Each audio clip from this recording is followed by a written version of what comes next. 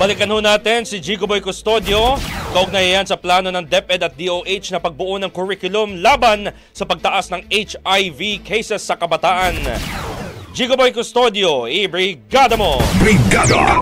Live report!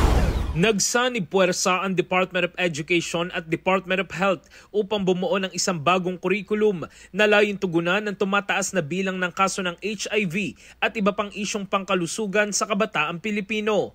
Ayon kay Health Secretary Teodoro Herbosa, nag-align sila ng kurikulum dahil ang kanilang findings ay mas bata ang tinatamaan ng HIV.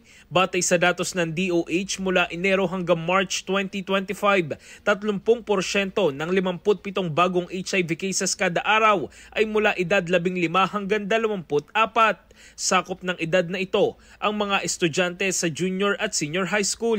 Kasama sa bagong kurikulum ang pagtuturo tungkol sa HIV, mental health, maagang pagbubuntis, kaligtasan sa kalsada at nutrisyon.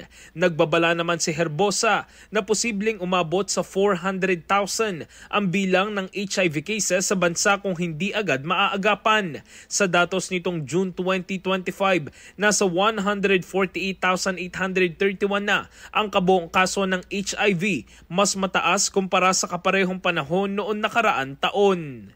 In the heart of changing lives, ako si Brigada Jigo Custodio ng 105.1 Brigada News of Manila, the Music News Authority. Brigada Balita Nationwide. Ang bahaging ito ay hatid sa atin ng Guard C Plus with Zinc Capsule. Always protektado ang kalusugan.